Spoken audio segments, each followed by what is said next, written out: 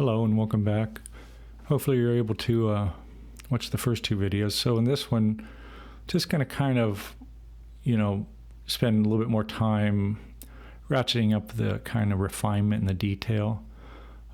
Each one of these videos is about 10 minutes long, so it kind of splits the entire drawing, which I said is about a 4.5, 5 hour drawing, into three kind of equal parts. So in this one, I'm just going to kind of slow down in terms of the finer. This is all the stuff that you generally, students who are just learning to draw, or, maybe who have some experience of drawing, love to get into from the beginning. But, and I'll never get into all the fine details on that rock, all the textural stuff. I just don't have time in this drawing. But, just kind of working a little bit more in terms of those interrelated forms inside of it. So essentially, a little bit more kind of refinement, finishing of edges, just very subtle detail stuff. So now I got a little kind of bored with that background, so I'm starting to kind of just go in and rake some, and that's kind of risky. It's like, I'm going to get rid of those. Do you have to? It's this whole drawing, because it's the language of parallel hatches, see how that's kind of activated the whole drawing, right? So you got to be careful with it, but, it's kind of brought that foreground and background to life, and that area at the bottom there, I will eventually get rid of those marks, but because I want that to be highlight down there. But, I just wanted to put them there just so I could kind of see what it looks like to kind of surround this thing with a, certain type of energy. Now I'm there's this kind of movement back and forth between darks and lights where the, pages of the books are pressed together there. It's kind of a textural thing going on. And I can't get into all that fine detail with the edges of the pages of the book, but I can infer it, right? And I think that's kind of a good lesson to learn. Can you draw through inference, right? Can you because like I said, in terms of detail, a lot of students will kind of jump into that too soon. And so you have these areas of kind of just a bunch of disconnected details, that don't obey the particular language of the drawing, right? Which is a little more brute, at least in the first part of the drawing, right? Now, if I was spending 20, 30 hours on this drawing, I would move much more slowly, number one, and then I would be able to kind of call out a lot more detail or a lot more kind of sense of finish. But a drawing is what is a drawing. So I knew I wasn't going to work more than 4 hours on this. So I wanted to do it in such a way that reveals that, right? I'm not pretending that this is going to be a 20-hour drawing. So I'm kind of approaching it in a way. I'm kind of making the drawing in the way that's, recognizes that fact, right? And it's kind of built into the drawing.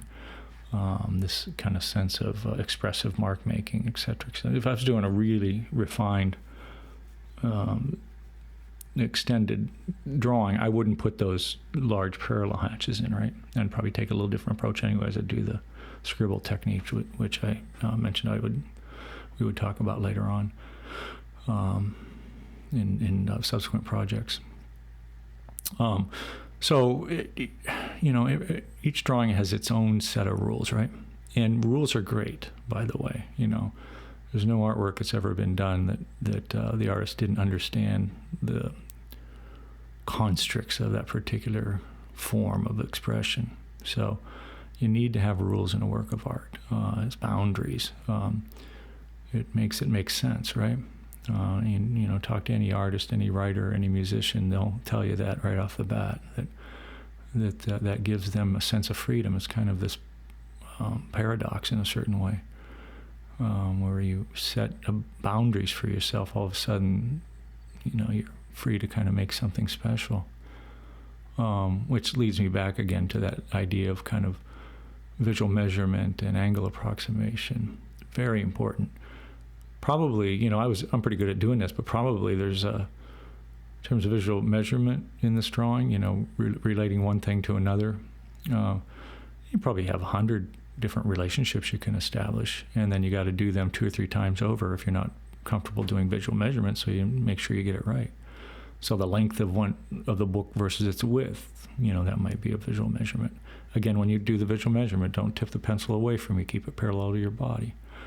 Visual measurement. And then there's angle approximation. See all the weird angles in that drawing, right? So your brain's going to play tricky. You know that those, the edges of the books are horizontal in real life, right? They're setting on a flat plane.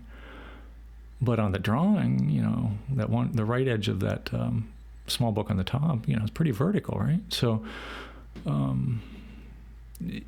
you always have to be aware that you're not going to get it right, so you got to double, triple check when you make a drawing before you get to this stage where you're starting to refine it. So just want to kind of remind you of that, to double, triple, quadruple check your measurements and your angles, no matter what you draw. The shoe tells us that, the paper bag told us that in terms of those drawings, that idea of a 3/4 view. And this is kind of the 3/4 view, right? Same as that paper bag in a certain way, 2-point scheme, 3/4 view. It's just that the books are kind of lined up askew from one another. So just kind of ratcheting up the darks, trying to integrate a little bit. I don't want to get rid of those lines in the back, too much of those lines in the back. I kind of like them, but I think I'll go in eventually with the eraser and kind of pull some of those things away. But you can see how the sense of refinement starting to happen in the drawing.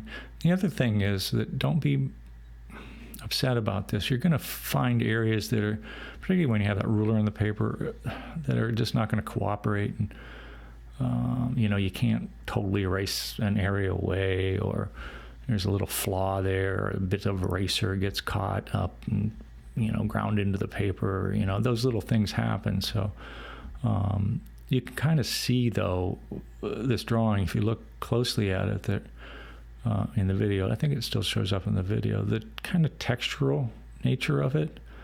The graphite on the on this paper, and everybody has, I think everybody got the same paper, maybe not, but it's kind of what they call a tooth to it, right? So it's going to pick that up. So, if you're a detail freak, that's going to, kind of mess with you a little bit as well, right? You're getting a little texture of the paper in there, so you can't get it really smooth, And who wants that anyways? It's a drawing after all. That's it's an interpretation. It's not a book. It's not a rock. It's not a ball. It's a drawing of a book, a rock, and a ball, or 3 books, right? So, and that's the beauty of drawing. That's what separates it from the other kind of image capture sort of things that we do in life, right? I love photography, but this is a whole different kind of thing, There's a kind of humanity to it in a certain way, kind of organic quality. It's really nice to making a nice drawing. You're kind of capturing a series of moments when you make a drawing. It's not one moment, but it's a series of moments over time. That's the beauty of it.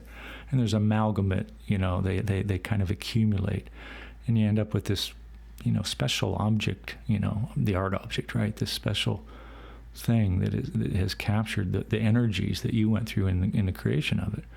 So if you're worried about it like just being a picture of a couple books or something, that's not what it's about. It's about the kind of quality of the drawing, the way you come out in the drawing. Your energy, your sense of perspective on the world, et cetera, et cetera. All that stuff kind of emerges in the drawing. That's what makes it special. That's what makes it art. From my point of view. So, subject matter, yeah. I like content, as a conceptual artist, I certainly deal with that in my own work, but I'm also very, very tied to the notion of process and material, materials, the type of materials I use. So I think that's it. Finished drawing, a little bit more sense of detail, ramped up the values a little bit more. And, left those marks in the background to create that sense of energy. So, hope you got something out of the 3 videos here, and remember to measure and approximate your angles. Okay, thanks much.